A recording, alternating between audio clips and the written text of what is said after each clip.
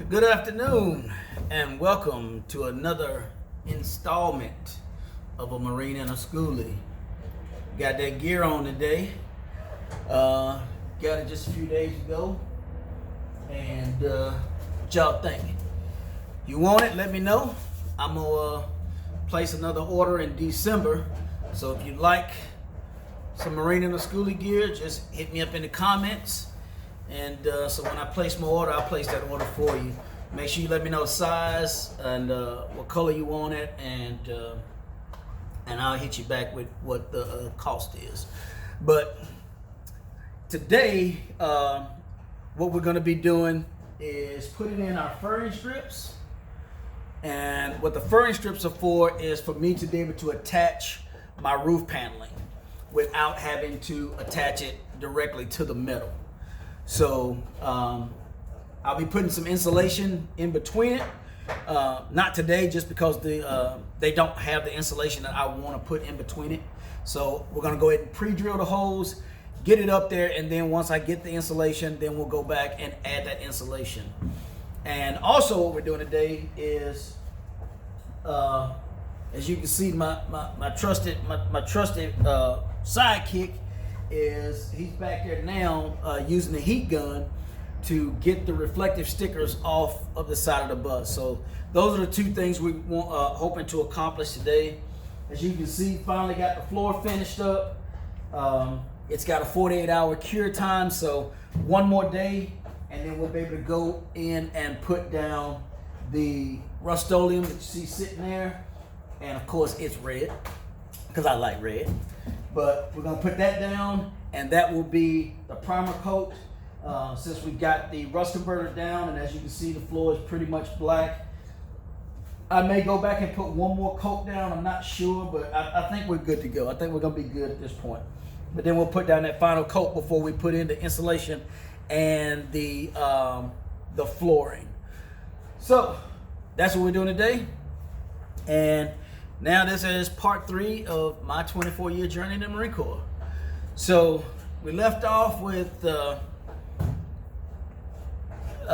marching the chow and things like that, and how my drill instructors pretty much just cut loose and showed me that this was not going to be an easy task.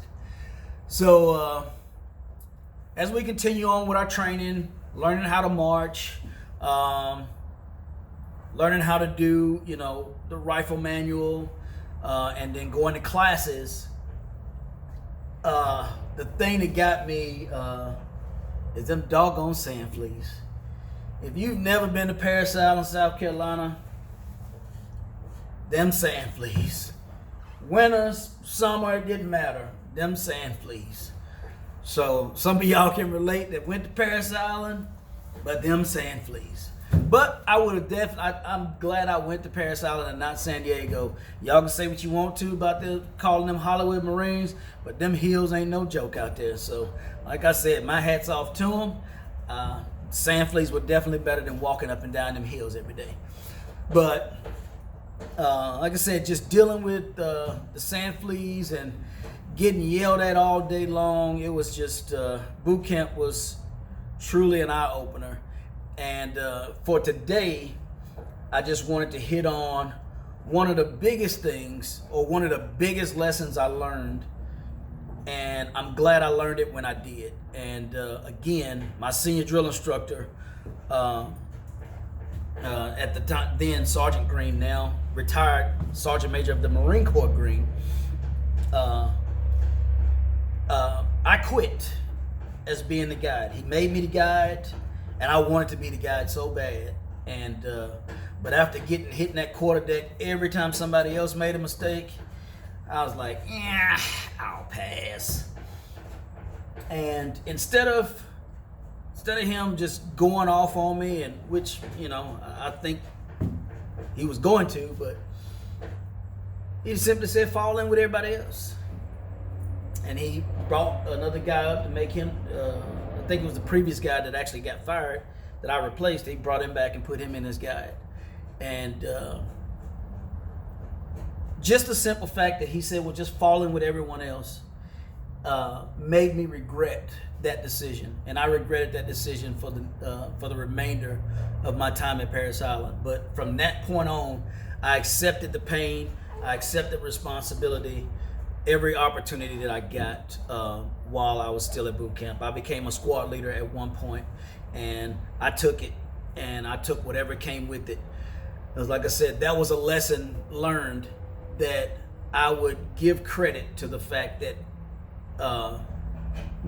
that I was able to make it to E9 versus just being content with making it to Gunny or E7 for those that don't know Marine Corps ranks. But that right there taught me a valuable lesson that day, and I never forgot that lesson. And every time I wanted to quit something, I thought back to that day, and the simplest thing that could be said, you can yell at somebody and scream at somebody and they'll forget it, but those words that he gave me that day, were just falling with everybody else, never left me.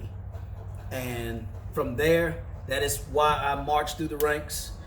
9 years, 9 years or 10 years as staff sergeant, which is an E6, 12 years E7, 16 years E8, and 19 years or 20 years E9. So, and I would have got it in 19 years, but the first time I was eligible, we were in 29 Palms, getting ready to go to Afghanistan, and I didn't take a picture, so missed out. So that was the only pass that I got the entire time I was in. But so that was my my bit for the day. And like I said, we'll keep moving, and there's a lot of other interesting things that I want to talk about, when it comes to my story. And this is before I even left Parris Island. It was, like I said, Marine Corps boot camp is a heck of a challenge. So again, furring strips today, and reflective strips, and that's what we're gonna get or try to accomplish today. So, like, subscribe, Marine and a Schoolie, Semper Fi. Oh, and happy birthday, brothers and sisters of the Marine Corps. Hoorah.